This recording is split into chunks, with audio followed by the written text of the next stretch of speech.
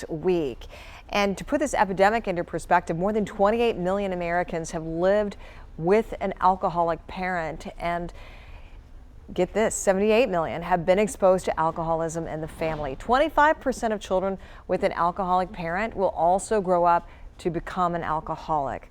So here to kind of dive deeper into this issue and give you some ways to kind of attack it is Jill Blackson, the Deputy Director of Community Care Services. Thank you for being with us. Oh, thank you for having me. Because this is an important topic, and we often don't talk about it enough. Right. But so many children are dealing with a parent or caregiver who is an alcoholic, but you know the lasting effects of that really are their life. Right, correct. You know, right, for sure. If you're a child that's raised in a household with an alcoholic parent, first of all, you may not even recognize that that's not the norm until you get older. Sure. So you think, well, this is how life is supposed to be. But there's a lot of things that are going on in the home that can affect a child, you know, throughout their life and into adulthood, including the higher risk of them developing a substance abuse problem themselves. So how can we get help to those kids? Yeah, well, you know, it is difficult because if they're real small children, we don't always know what's going on behind closed doors. But if we do know, and if a couple things. One, if the parent's willing to get help,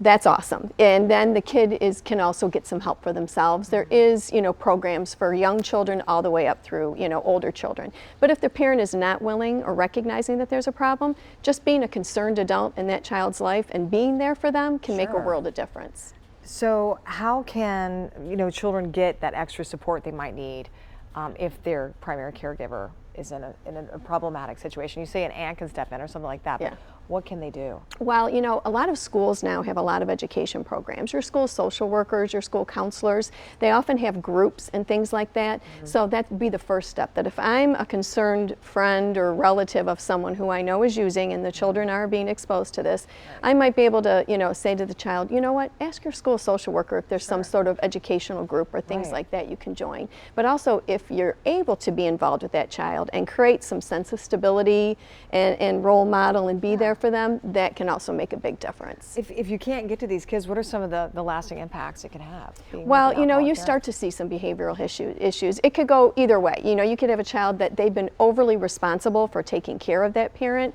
maybe even driving, unfortunately, if they've been under the influence, or cooking or taking care of younger children. So they can kind of have that sense of over responsibility. Right. But the other side is that there also can be some acting out behaviors where maybe they start using too. They may start using with that parent. So it could go either way. It can. Okay, well, Jill, from Community Care Services, where can people, a website where they can go to get more information? www.comcareserve.org. We really appreciate it. Very important topic. Thank you so much.